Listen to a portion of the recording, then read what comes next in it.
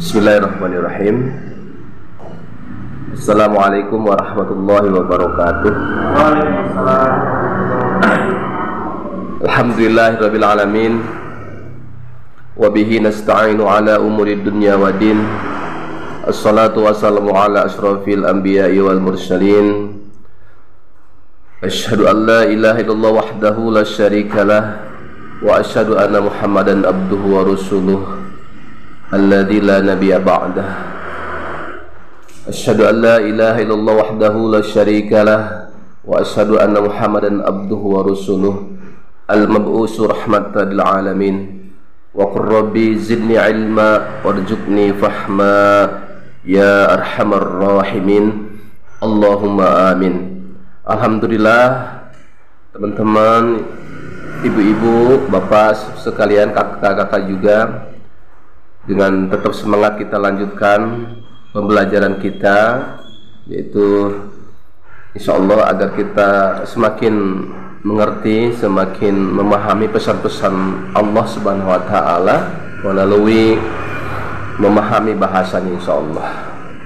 Mudah-mudahan ini menjadi sebab kepada kita semua ini termasuk yang memfasilitasinya kita dimasukkan ke dalam surga Firdausi A'la tanpa hisab. Allahumma amin. Dan semoga ini menjadi sebab bagi kita semua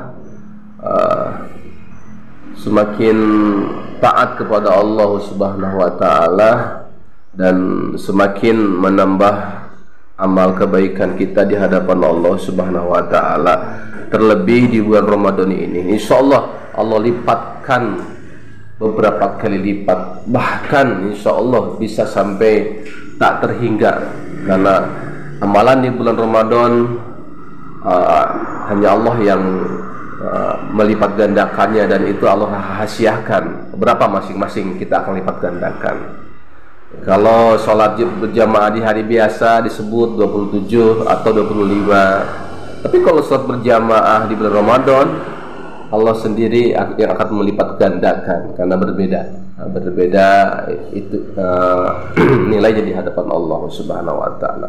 Demikian dengan pembelajaran ini, tentunya berbeda dengan bulan-bulan sebelumnya, dan harapannya kita menjadi pembendaharaan amal kebaikan kita kelak, agar ketika kita ditimbang di hadapan Allah Subhanahu wa taala memperberat amalan-amalan baik kita. Amin. Allahumma amin. Baik. Sekarang kita lanjutkan ayat keberapa? Ayat ke-28 surah Al-Baqarah. Kita baca sama-sama dulu. A'udzu billahi minasy syaithanir rajim. Bismillahirrahmanirrahim. Kaifa takfuruna billahi wa kuntum amwatan fa ahyaakum summa yumitukum summa yuhyikum summa ilaihi turja'un. والذي خلق لكم ما في الأرض جميعا ثم استوى إلى السماء فسواهن سبع سماوات وهو بكل شيء عليم.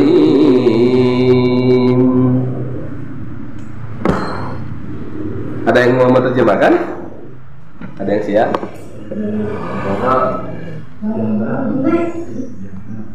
Kak Jahra siap? Ya, tapi nanti harus ada yang siap ya. Baik. Kaifa takfuruna billah. Kita boleh berhenti di sini, kita terjemahkan karena sebelum ya. Kaifa ini jenis katanya apa? Fi'il bukan huruf, harfun, huruf ya, harfun. Huruf apa fungsinya? Sebagai huruf istifham. Istifham itu kata tanya, huruf yang berfungsi sebagai kata tanya. Nah gitu. Jadi artinya kan bagaimana atau bagaimanakah. Kayak bahasa Indonesia ada apakah, bagaimana, di manakah, itu kan. Nah, bahasa Arab juga ada macam-macam huruf itu ada aina, di manakah, apakah. Nah, kalau kaifa bagaimana atau bagaimanakah. Kaifa bagaimanakah.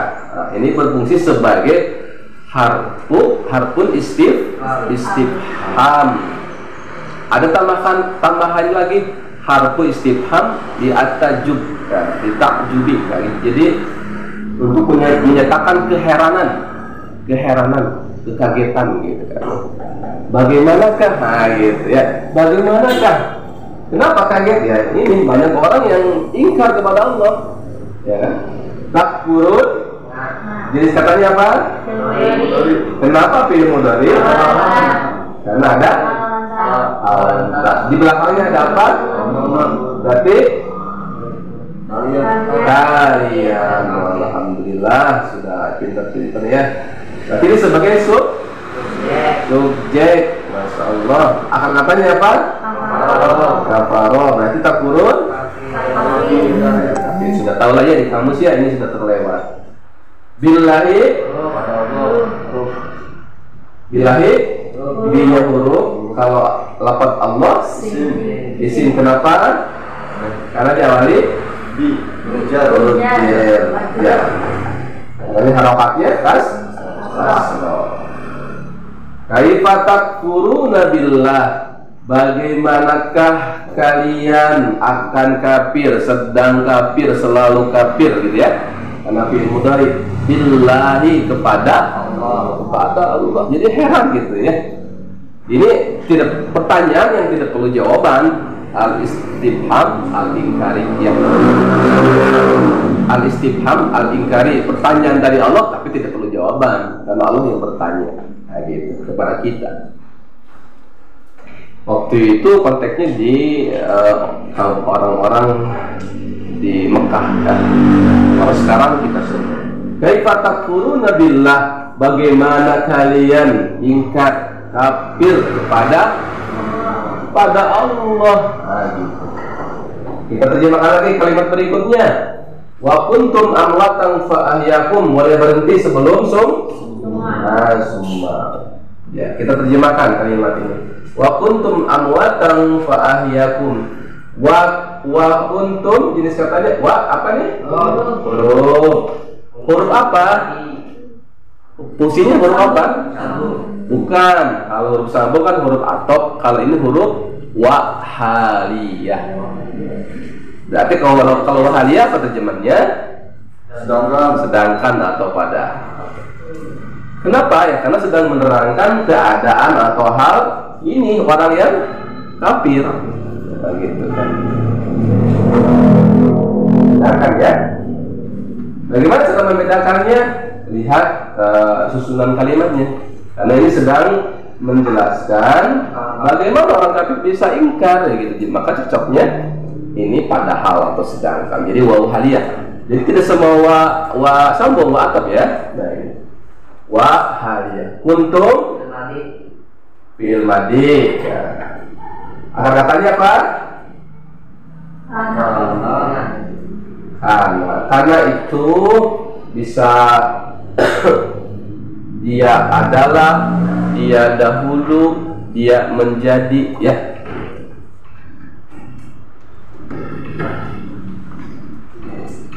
Ini cocoknya kalimat ini adalah dia dahulu, kalian dah, karena tunggal kalian dahulu. Kadang-kadang kuntum juga langsung saja kalian, karena kalau diganding dengan domir biasanya langsung saja domir disebut.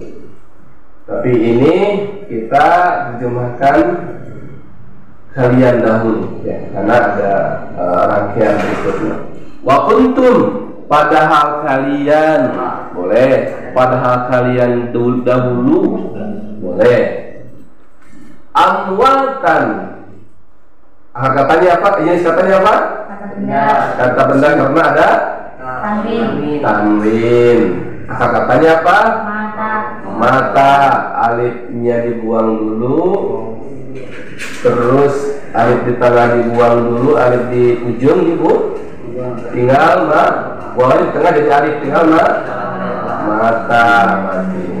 Ini berubah jadi kata benda jadi amwatan. Di kamus apa amwatan? Dalam keadaan mati. Dalam keadaannya dari mana? Kan masih ingat tuh rumus ini?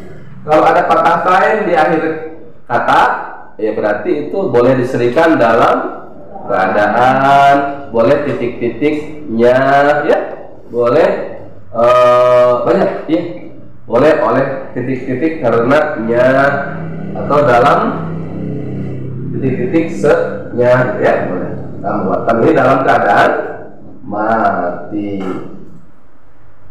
Nanti kita jelaskan. Yakum ini Pak apa? Huruf apa? Huruf apa coba? Huruf atop. Huruf A. Huruf atop. Tapi huruf atop juga berbagai banyak fungsinya. Huruf atop litar tip. Huruf atop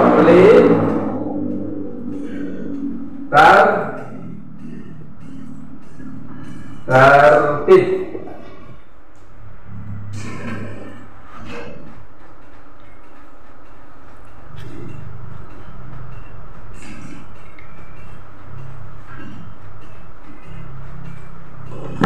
Ahyakum ini huruf atop, ya. Ahyakum ayo kita urai. Ahya apa? Fi'il madi. Katanya apa? Ayat. Terus ada hamzah di sini sebagai 3 plus hamzah. Berarti menerjemahnya kan gimana? Kalau haya hidup, kalau ahya berarti menghidupkan. Kum kalian, berarti subjek, huruf subjek predikat, kumnya objek. Berarti fa'ahyakum maka dia, ya kan? Harus ada subjeknya kan? Subjeknya siapa? Dia, Allah, ya. Fa'ahyakum maka dia, Allah, menghidupkan kalian, begitu ya. Karena kalau fi'il madhi subjek yang tidak dimunculkan berarti huwa, dia. Nah, di sini konteks di sini dia kembali kepada Allah. Ya. Jadi Paknya jawab gitu. Paknya huruf apa tadi? Huruf apa? Bukan jawab. Ya, huruf apa? Kan huruf atop itu banyak. Ada wa, ada fa, ada summa, ada walakin. Dan masing-masing punya fungsi masing-masing, kekhususan masing-masing. Nanti kita jelaskan ya. Summa yumitukum summa yuhyikum. Boleh berhenti summa yumitukum summa yuhyikum karena sebelum summa ilahi turja'un. Kita boleh potong-potong ya dalam menerjemah. Summa huruf atau litar tib, huruf sambung yang menyatakan sesuatu yang berurutan. Tertib itu berurutan. Apa bedanya Pak dengan summa? Kalau Pak berurutan, kata sambung berurutan, tapi waktunya pendek. Kalau summa bedanya kata sambung yang menunjukkan sesuatu yang berurutan, tapi waktunya panjang, bisa 1 tahun, bisa 20 tahun, gitu ya. Nanti kita jelaskan ya. Kita terjemahkan dulu berkata. Summa kemudian. Kalau ditanya hurufnya huruf apa fungsinya? Huruf atop ditartib yang menunjukkan sesuatu yang berurutan begitu. Kalau wa tidak berurutan biasanya. Kalau wa tidak berurutan. Nah, kalau pa dan summa itu berurutan. Cuman bedanya kalau fa waktunya sebentar, kalau summa waktunya lama. Summa yumitukum apa jenis katanya apa? Fi'il mudhari karena ada awalannya.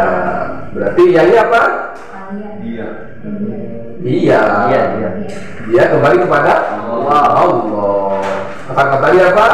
Mata. Mata kurang tepat karena ada doma, kasroh, sukun. Apa tuh? Kalau doma kasroh sukun berarti kayak ini. 13 hal amata ya. Ya, kalau mata berarti kalau amata mematikan.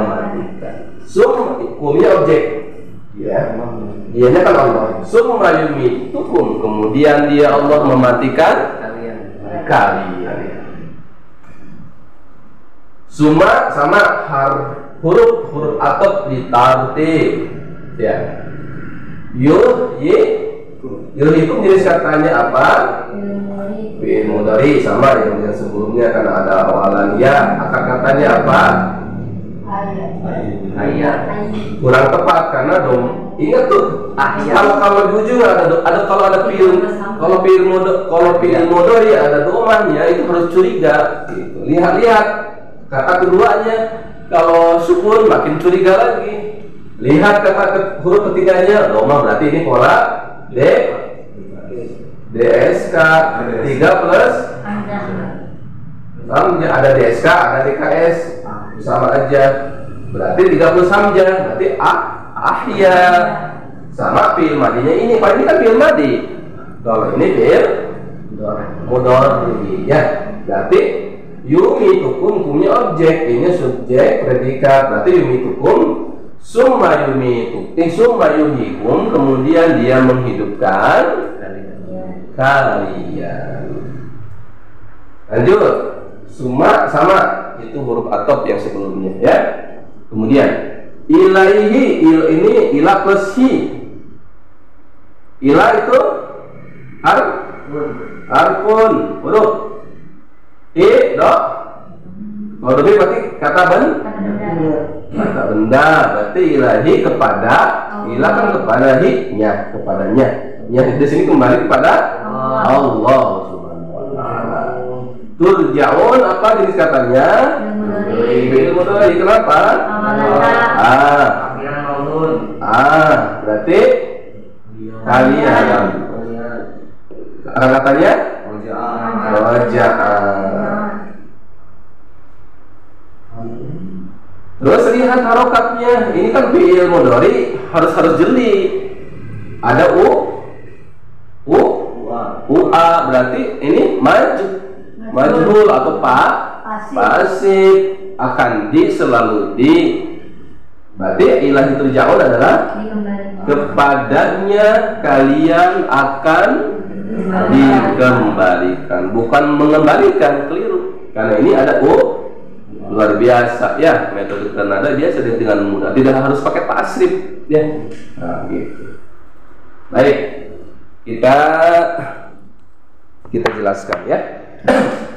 Ayat ini adalah ayat pertanyaan al-inkari yang tidak perlu jawaban dari kita selaku hamba Allah. Itu pertanyaan dari Allah ya. Kaifa takfuruna billah? Bagaimanakah kalian bisa ingkar kepada Allah? Itu kata Allah ya, ingkar, tidak mau beribadah, membangkang, bahkan menyekutukan selain Allah. Wa kuntum, perhatikan, wa kuntum amwatan ya, padahal kalian dulu dalam keadaan mati. Maksudnya apa ini? Dulu dalam keadaan mati.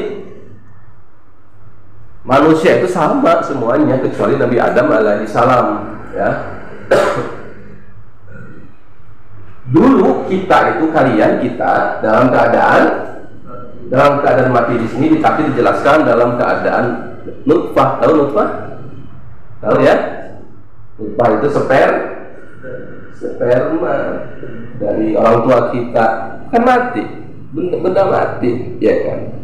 Kemudian ya, kemudian dia menghidupkan kalian, ditiup ruh di dalam usia berapa tuh di kolam kandungan?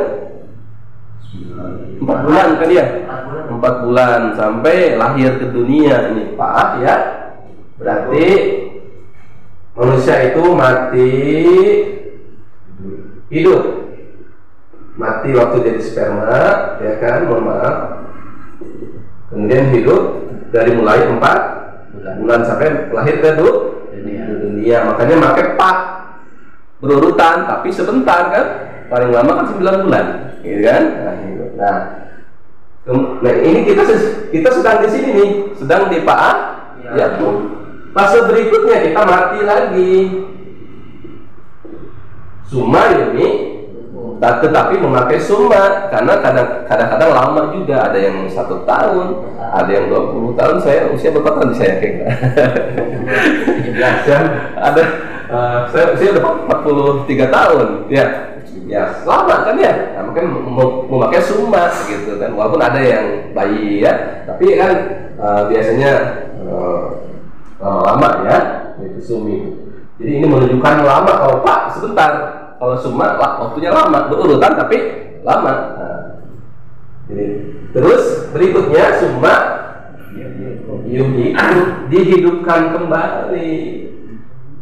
Nah, kita kan ada di fase kedua nih. Nah, di sini nih. Kemudian kita akan menuju kepada kematian, dimatikan lagi. Ada yang sampai usia 50 tahun, ada yang 60 tahun, bahkan ada yang 80 tahun. Ya, tergantung jatah kita. Ila ajalin musam, tergantung jatah usia kita sampai kapan ya. Pak Heru juga nanti ada jatahnya. Summa yumi hukum. Kemudian mereka dihidupkan lagi di padang di yaumul ba'ats, di hari berbangkit. Jadi kita itu mati 2 kali, hidup 2 kali. Ya, kita baru mati sekali, hidup sekali. Tinggal kematian kedua dan kehidupan kedua. Dimulai dari yaumul ba'ats.